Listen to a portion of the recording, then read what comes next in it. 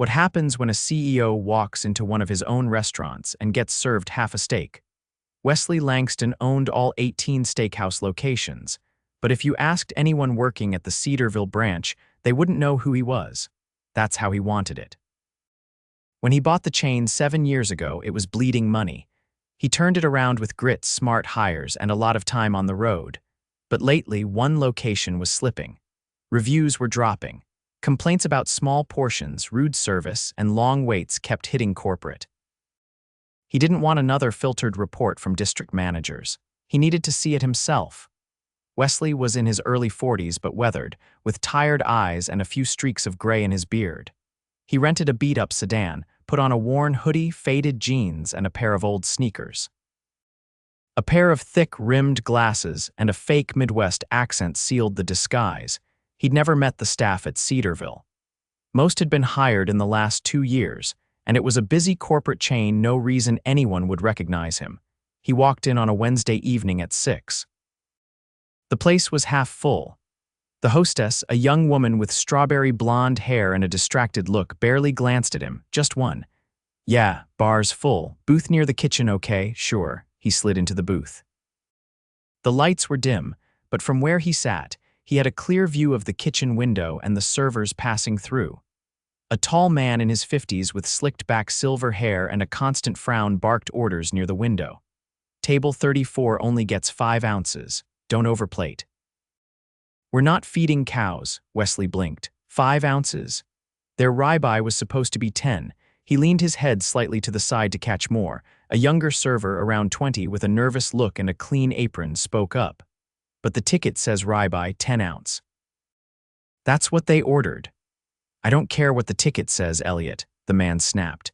"You follow my lead if you want to keep your job. You see the food cost this month." Elliot swallowed, nodded, and picked up the plate. Wesley pulled out a menu. Ribeye, 10 ounce, $24.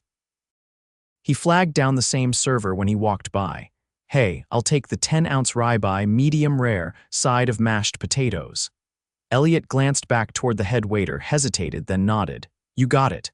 Wesley sat back and waited. A few minutes later, Elliot returned with the plate. Wesley didn't need a scale to see it was way off. Maybe 5-6 ounces tops. He cut into it, slightly overcooked, but that wasn't the real problem. It was just small. The potatoes were watery too. He took a bite, then another. Elliot came by. "Everything okay?" Wesley looked him in the eye. "You sure this is 10 ounces? Elliot flushed. "That's what the kitchen gave me, sir." Wesley paused. "What's your name?" "Elliot. Elliot Vaughn, you knew. Been here 6 months. I'm still learning. It's a good place, usually." Wesley nodded slowly. "Thanks." Elliot walked off. Wesley watched as he returned to the kitchen. The head waiter leaned in close, said something sharply, and Elliot's shoulders tensed. Wesley's stomach turned. He stayed for dessert. The brownie was cold in the middle. When he got his check, the server apologized again for the kitchen mix-up. Wesley tipped well. Then he walked out into the parking lot and sat in his car. He knew what he saw. The head waiter, he remembered the name from staff rosters. Darren, been with the company over 10 years, transferred from another location. On paper, he looked good. High margins, low waste. Now Wesley knew why. He took out a notebook from the glove box and scribbled down notes. He'd come back tomorrow. This time, not as a customer. He was going to sign up as a trainee. Wesley arrived at the Cedarville location at 10 the next morning, dressed in black slacks, non-slip shoes, and a plain white shirt. He carried a small duffel bag and a folder with a forged resume, basic experience. Nothing flashy.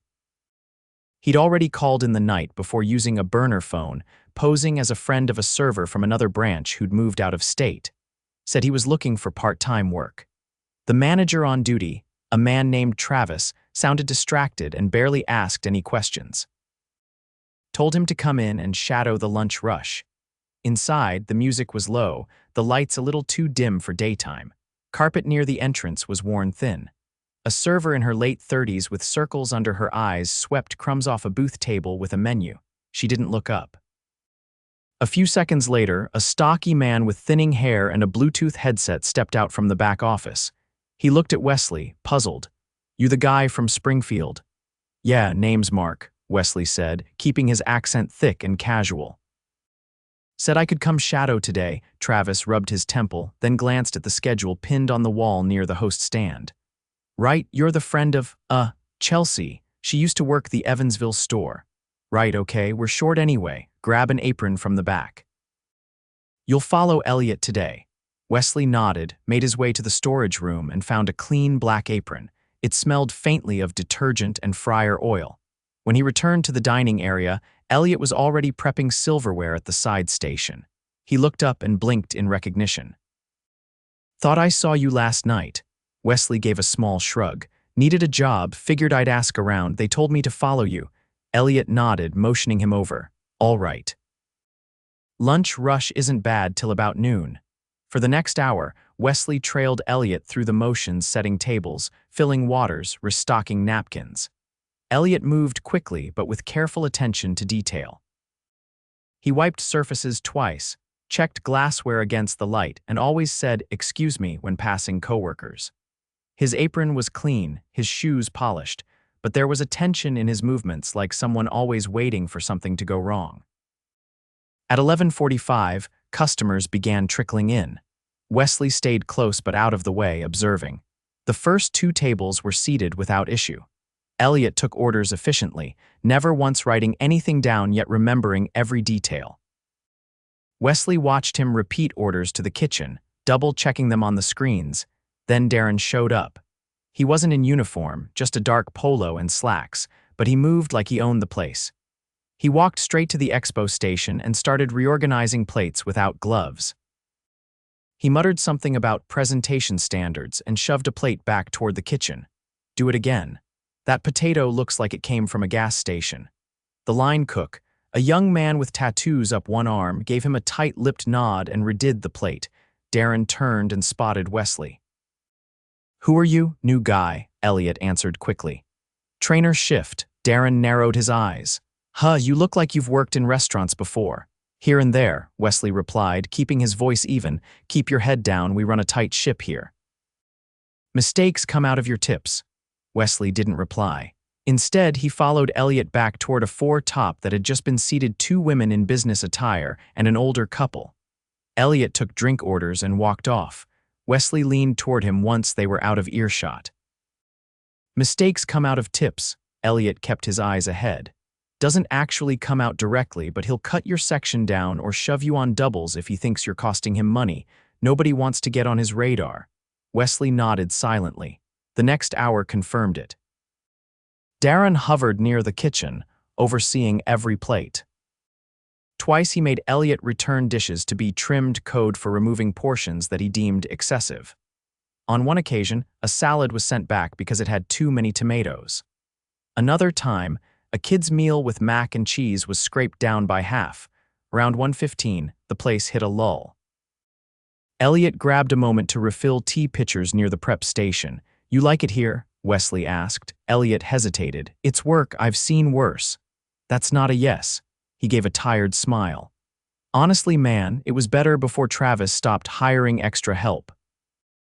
We used to have 3 people on lunch. Now it's 2. Don't even have a busser some days. You ever bring it up? Tried, got told to be flexible or find somewhere else.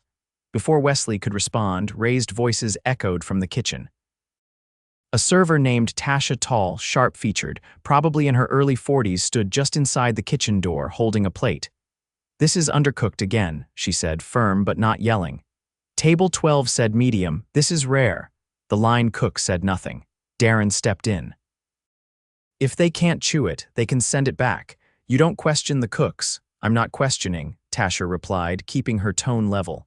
I'm doing my job. You want to run the kitchen now. Maybe you want to wear an apron and stand over the grill. I want the food to be right. Darren stepped forward, voice low. You're not here to second guess. You're here to move plates. If you can't handle that, there's the door. Tasha stood her ground. You threatening to fire me because I asked for a steak to be cooked properly? He didn't answer. Just stared. The room went quiet. Finally, Tasha set the plate down. I'll take it back, but this isn't over. She left the kitchen. Darren muttered something under his breath and walked back toward the host stand. Wesley turned to Elliot.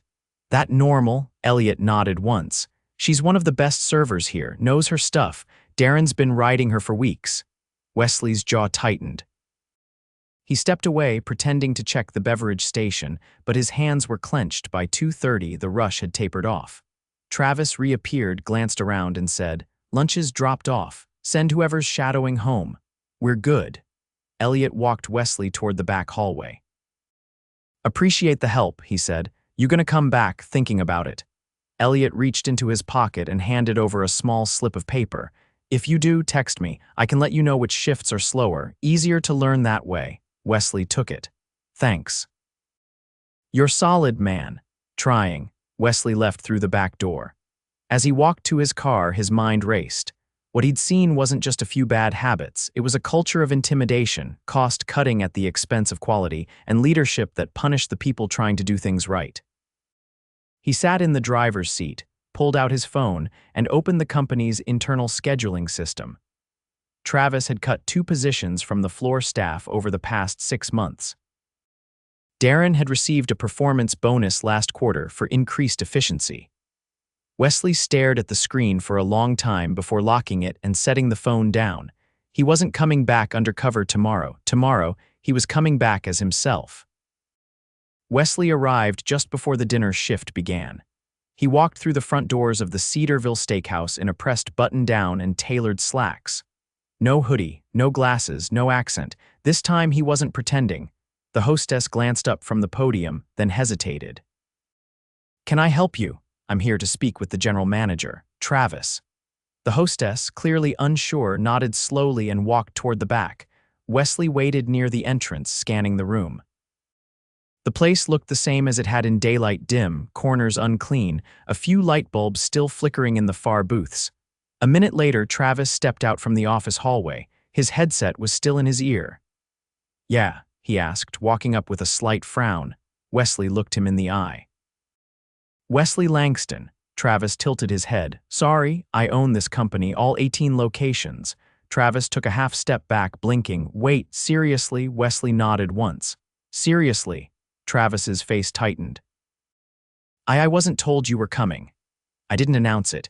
There was a long silence between them. Wesley's voice stayed steady. "We're going to have a meeting. Right now, bring Darren." Travis turned, unsure whether to object or comply. Wesley didn't move. After a few seconds, Travis nodded stiffly and walked off. 5 minutes later, they were seated in the small office just behind the kitchen. The space was cluttered, folders stacked sideways on filing cabinets, a whiteboard with outdated sales goals, and a faint smell of burnt oil lingering in the air. Darren entered last, arms crossed, his face unreadable. He sat without a word. Wesley stayed standing. "I spent the last 2 days in this restaurant," he said. "First as a customer, then as a trainee. I didn't tell anyone who I was because I wanted the truth." Neither man spoke. Wesley continued, "What I saw is unacceptable. Intimidation, corner cutting, and a complete disregard for the standards we built this company on." Travis shifted in his chair. "If this is about a few portion mistakes, it's about a culture you've allowed to fester," Wesley cut in sharply. "You eliminated support staff without adjusting expectations. You let one person control food output without oversight, and you've rewarded it with bonuses for efficiency. You're not managing. You're hiding behind numbers." Darren's jaw tensed. "I run a tight operation. Waste is down. Margins are up. We hit our targets." "By lying to customers," Wesley replied. "By bullying staff." Darren leaned back. "I've been with this company longer than half your regional team. I know how to keep a restaurant running." "You keep it running by undermining your own employees," Wesley said. "You berated a server in front of the kitchen for asking that a steak be cooked properly. Last night, you instructed another to serve portions half the size listed on the menu. That's fraud. That's not tight management, it's theft." Travis cleared his throat. "Look, I get it. Maybe things went too far, but we're constantly under pressure to keep costs down. You don't cut corners at the expense of integrity," Wesley said. "You speak up, you escalate, you don't bury it and let your staff take the hit." Darren stood. "You want to fire me, go ahead. But you'll be down a manager right before a weekend rush. Good luck keeping this place staffed." Wesley didn't flinch. "You're done here, effective immediately." Travis glanced at Darren, then back at Wesley. You're serious? I'm not going to ask twice. Darren scoffed, grabbed his bag from under the desk, and walked out without another word. The door slammed behind him. Wesley turned to Travis. You're on thin ice. You've got 1 week to clean this up or I'll replace you too. Travis swallowed hard. Understood. Wesley turned and left the office. As he stepped back into the dining area, the evening shift was just beginning. Elliot was setting up the drink station. Tasha was wiping down menus near the host stand. Both looked up as Wesley walked by, confusion spreading across their faces. He gestured to them. Need a minute with you both. They followed him to an empty booth near the front. The lighting was better here. The noise from the kitchen was muffled. Wesley sat down across from them. You both probably figured something was off the last couple days. Elliot gave a cautious nod. Tasha folded her arms but said nothing. I'm the owner, Wesley said. I came in undercover because this location's been raising flags for months. I needed to see it firsthand. Tasha leaned forward slightly. So what happens now? Darren's gone. Travis has a week to show he can lead differently. If he can't, he's out too. Neither of them spoke right away. Wesley continued. I saw how hard you both work. I saw how little support you're given. That's going to change, starting tonight. Elliot glanced at Tasha, then back at Wesley. You serious? Dead serious. Tasha's voice was steady. We've been asking for help for months, not just more staff. Just to be treated like we matter. You do, Wesley said, and now you're going to see that for real. He reached into his coat pocket and slid 2 envelopes across the table. These are bonuses, not because you asked for them, because you earned them. Elliot looked stunned. Tasha didn't touch hers yet. There's also something else, Wesley added. I want one of you to step into a lead server role, help rebuild the front-of-house culture. I'll bring in a temporary support manager from another location to assist, but the tone starts with you. Tasha's eyes narrowed. So you're asking one of us to fix what they broke. I'm asking you to lead with support, full authority to flag problems, schedule input, and a direct line to me. Elliot looked down at the envelope, then back up. I've never led before. You don't need to know everything. You just need integrity, the rest we can teach. Tasha finally picked up her envelope.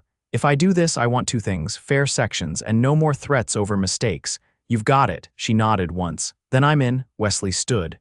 Shift starts in 10. Let's get to work. He spent the next 3 hours observing from the sidelines, not as an owner, but as someone finally listening. The difference was immediate. Staff stood a little straighter. Orders flowed more smoothly. When a customer complained about an undercooked burger, it was remade without argument. No one barked. No one deflected. At the end of the night, Wesley gathered the team before close. I'm not here to micromanage, he said, but I'll be visiting often. You'll see my face more. And if you ever feel like something's not right, say something. We're not running a kitchen that scares people into silence. There were nods, a few wary glances, but also something else, a flicker of belief. As the staff dispersed, Elliot lingered. Hey, he said quietly. Thanks for coming back. Wesley shook his hand. Thanks for sticking it out.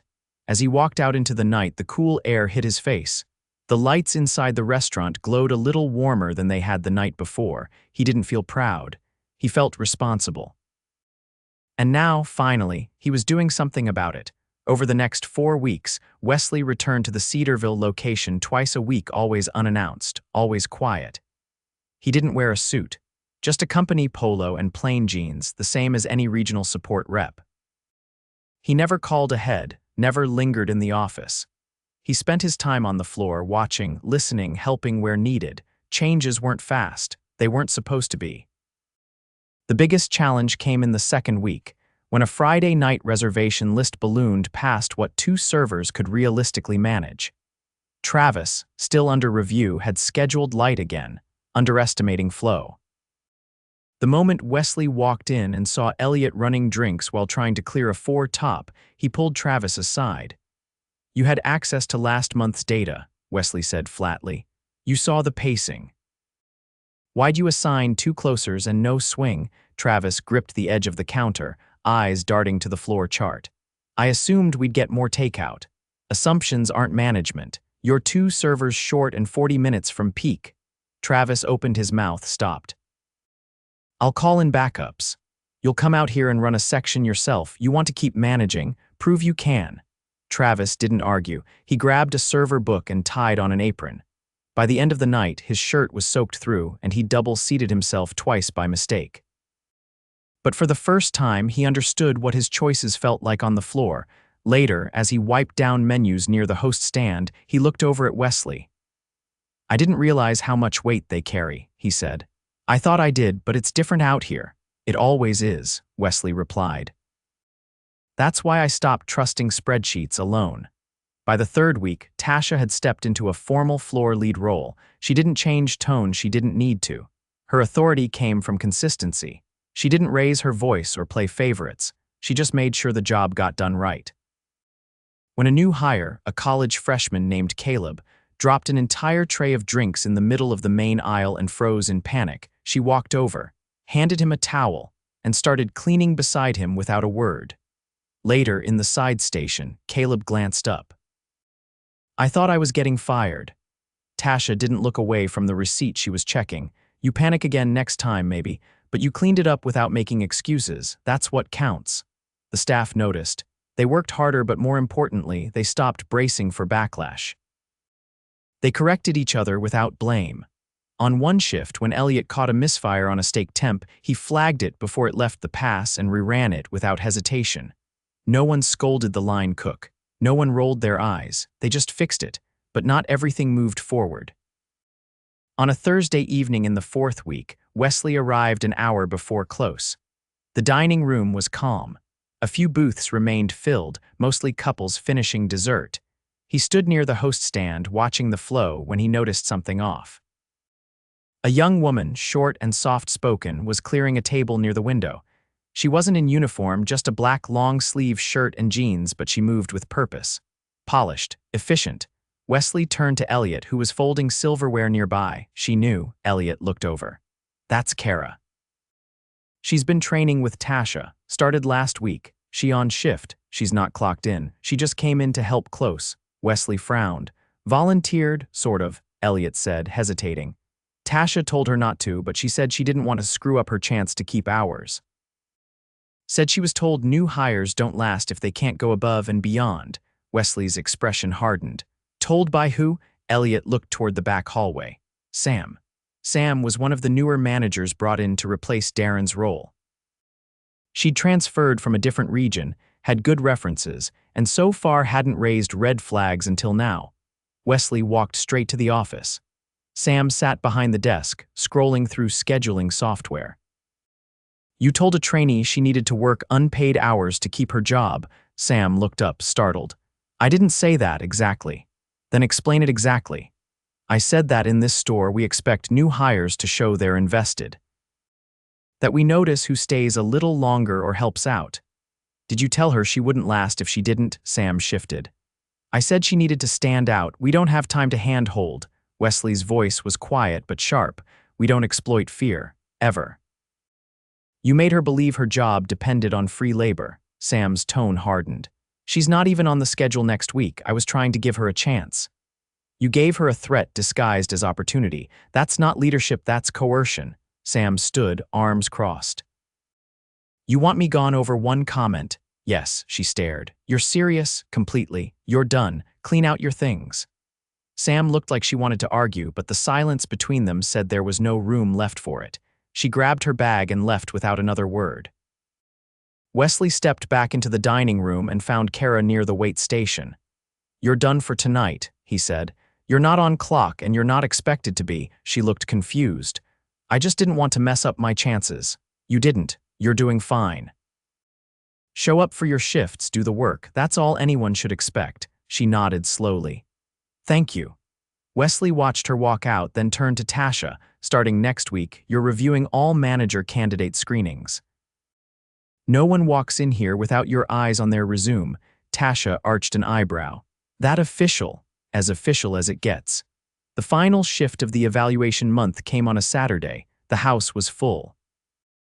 Reservations were waitlisted, the kitchen was humming, and the floor team was tight. No misfires, no chaos, just rhythm. Wesley sat at a small table near the host stand, plate empty, coffee cooling. Travis approached, apron off, a clipboard in hand. "You said you'd let me know today." Wesley nodded. It shows, Travis gave a small nod. I don't want to go back to numbers only. Then don't. He reached into his pocket, pulled out a sealed envelope and handed it over. That's your new contract. You're staying, but it comes with standards. Tasha signs off on all floor ops. You run staffing through her. You don't cut corners. Travis opened it, scanned the contents, then looked up. This is more than I expected. It's what leadership looks like when it's earned. Across the room, Elliot reset a table, cracking a quiet joke to a new hire who laughed, tension gone from her face. Tasha was counting out tips at the server station with two others. Kara, now in uniform, was finishing side work near the kitchen. It wasn't perfect. They still had nights where the printer jammed, where a fryer went down mid-shift, where someone no-showed and the others had to adapt. But the fear was gone. The silence that had once hung over the staff like a fog had lifted. Wesley stood, grabbed his jacket, and headed for the door. He paused beside Elliot. You ever think about training team leads for other stores? Elliot looked up, surprised. Me, you've got away with people, you don't push. You listen, we need more of that. I'd have to learn a lot first. You're already learning. Think about it. Wesley walked out into the night. The air was crisp, the lot half full with late-night pickups. He didn't feel relief.